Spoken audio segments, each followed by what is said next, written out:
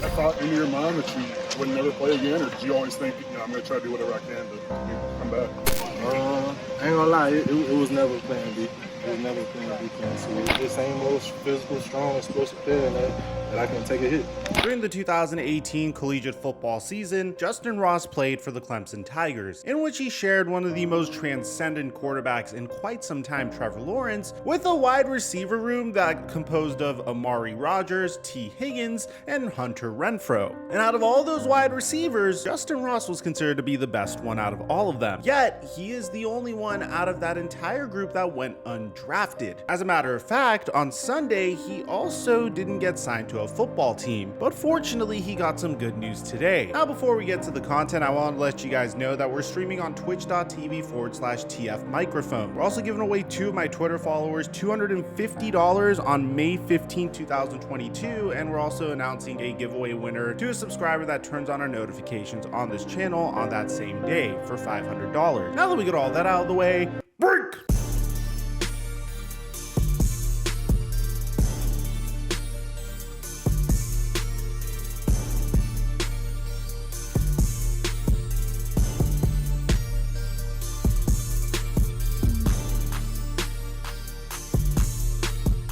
Mic check 1 2 1 2. What's going on, everybody? Justin Ross had a tremendous career for the Clemson Tigers. As a matter of fact, this man had 46 receptions for 1,000 yards receiving for a 21.7 yards per reception average and 9 touchdowns in his 2018 season alone. In that season, Justin Ross performed on the greatest stage of them all, pulling down 6 receptions for 153 receiving yards and a touchdown against the Alabama Crimson Tide. Now, the following season as a sophomore, Justin Ross would have 865 receiving yards on 66 receptions and 8 touchdowns, and this is where things unfortunately take a little bit of a downhill turn for Justin Ross. Ross had to miss the entire 2020 season due to a congenital fusion condition of his neck and spine, which required surgery. So as a result, he was granted a medical red shirt for the entire year. Now, during his junior season, he was able to come back, but things were a little bit different for him. He no longer had Trevor Lawrence as his quarterback for one, and he just returned from a major injury. He was still able to lead the team with 524 receiving yards, 47 receptions, and 3 touchdowns in the 10 games he played, and then he would decide to forego his senior year and enter the NFL draft. Now, if you want a more detailed version of his story, I highly recommend you check Flemlo Raps' bio on him, as he goes way more in depth than I will, because I'm just trying to bring you guys the great news that is pertaining to him. Because unfortunately, what would happen to Ross after is he would go the entirety of the NFL draft without a single team using a pick on him. I mean, that's got to be very demoralizing when you consider some teams actually went out and drafted punters ahead of a talented kid like Justin Ross, primarily because of their concern about him being able to stay on the field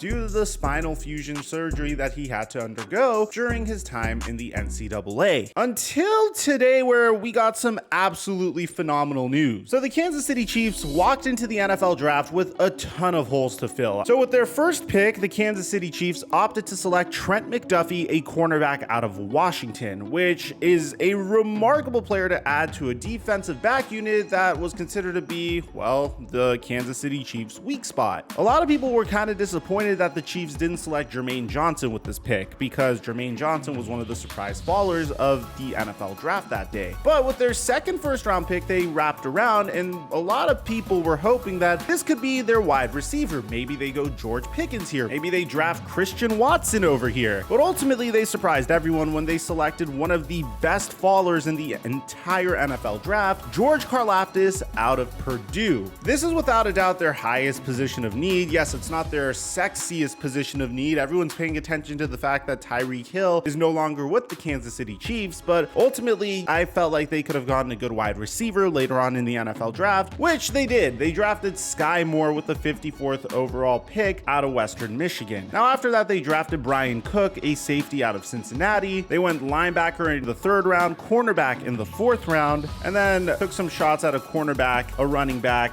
and an offensive lineman, and some more defensive back picks towards the end of the draft, which meant that for the most part, they filled the hole that they needed of Tyreek Hill. But that doesn't mean that they aren't going to take a flyer on a player that was considered to be the best wide receiver in the Clemson wide receiver receiver room filled with wide receiver talent that has already been very successful in the NFL. T. Higgins really established himself as one of the premier wide receivers in the NFL this past year. Hunter Renfrow started his breakout this past year for the Las Vegas Raiders. The only player on that entire list that didn't necessarily shine as much as the rest of them is Amari Rodgers, which leaves us with Justin Ross, who is a player that has prototypical size. He's 6'4" and 205 pounds, and it looks like, according to none other than Ian Rappaport, the Kansas City Chiefs are actually going to take a chance on him. Yes, ladies and gentlemen, because according to Andrew Groover, which was retweeted by Ian Rappaport, Clemson wide receiver Justin Ross is signing with the Kansas City Chiefs per Tom Pelissaro. He destroyed Alabama in the national championship game. The Chiefs got a steal if he can stay healthy. So Rapshi follows this up saying that Justin Ross had a congenital fusion of his upper cervical spine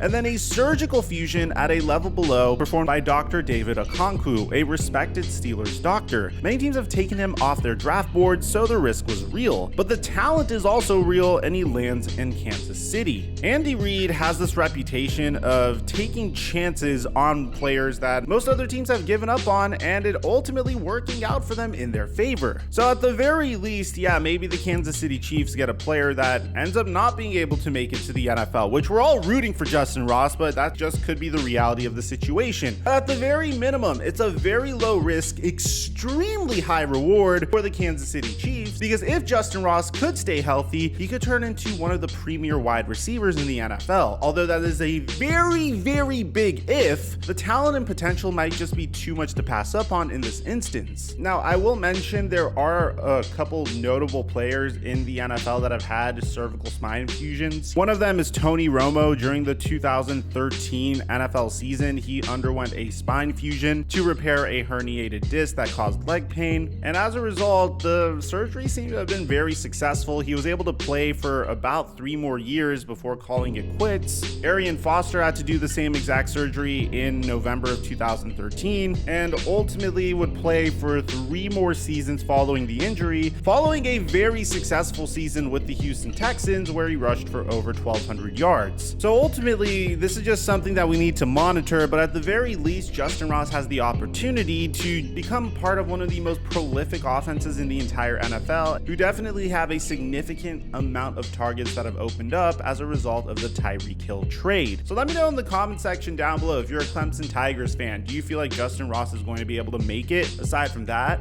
I'm your boy Mike, and I'm dropping our mic until our next upload.